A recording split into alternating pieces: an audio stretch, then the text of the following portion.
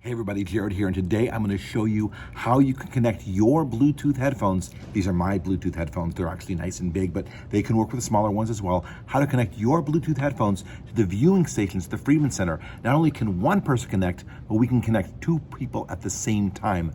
But there's some finessing that you need to go through, so you need to make sure you follow these directions to make sure that it works.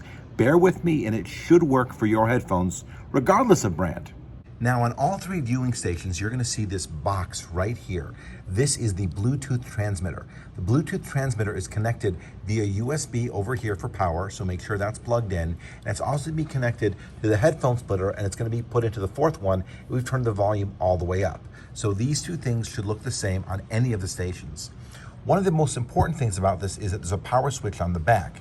You want to make sure the power is turned off before you sit down at the station. Matter of fact, you want to make sure that you turn it off before you're done, because if it's still on, or if the other ones are on by mistake, you might connect to the wrong one.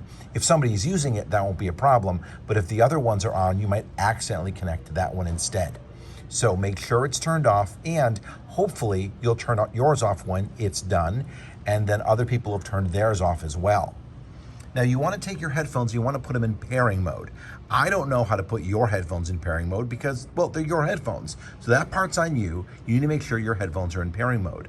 Once they're in pairing mode, you come over here, and on the back there is a little slider switch, and if you slide it to the right, it turns the unit on. And what you'll notice is it's going to see that it's flashing.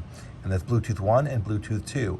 It should automatically connect to your headphones if yours is in pairing mode. If it doesn't, you press the button and then it will actually connect to it.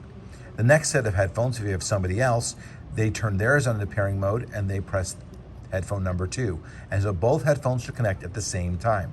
Now everybody's headphones are a little different, so the volume control on the unit itself may not work. You may have to use the volume control on your own headphones.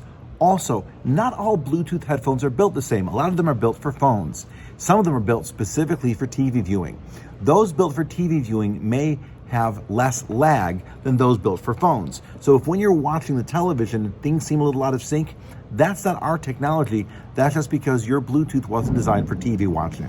So take a look, see how it goes. You can always bring in analog headphones and plug them right in the front, but we're trying to make it as compatible as possible for you to use your own Bluetooth headphones. Please, please, please, when you're done, turn the unit off. Reach your hand across the back and slide it to the left to make sure that all the lights have turned off. That's very, very helpful for the next person, because when you turn it on, it starts to automatically pair.